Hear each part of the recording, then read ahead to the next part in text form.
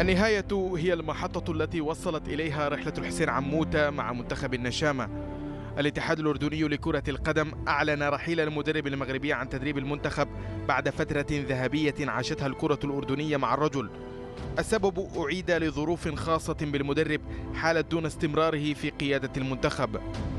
عموتة الذي بدأ مسيرته مع منتخب النشامة في منتصف عام 2023 جاء بشكل مفاجئ خلفا للمدرب العراقي عدنان حمد بعد انتهاء عقده مع النشامة. حسين واجه انتقادات في بداية مسيرته مع المنتخب خصوصا في التحضيرات قبل كأس آسيا، سرعان ما زالت كسحابة عابرة.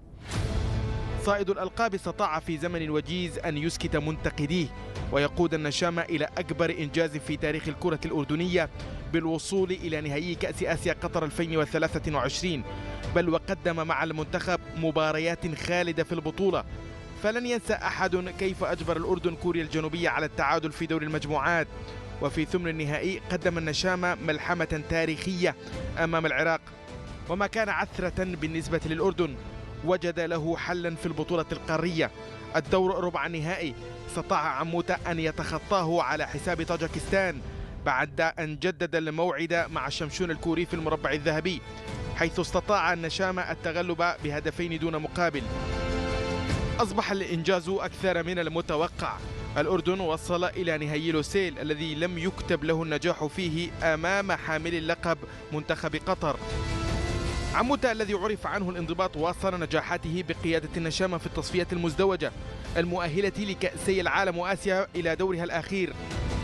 عموتة ساهم وجوده في المنتخب بتحقيق قفزات نوعية على صعيد التصنيف العالمي قبل قرعة الدور الحاسم. إذن الحسين عموتة في زمن قصير ووجيز ترك إرثا كبيرا وثقيلا. مواطنه وخليفته جمال السلامي سيكون مطالبا بكتابة فصل جديد من النجاحات مع الكرة الأردنية. عموتة غادر وترك السقف مرتفعا لمن سيأتي بعده. أعلن نادي الشمال القطري تعاقده مع المهاجم الدولي الجزائري بغداد بنجاح لمدة موسمين في صفقة انتقال حر بعد نهاية عقده مع نادي السد.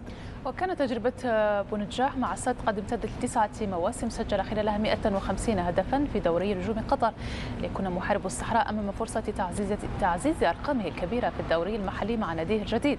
يذكر أن نادي الشمال احتل المركز التاسع برصيد 25 نقطة بترتيب دوري نجوم قطر في الموسم المنقضي.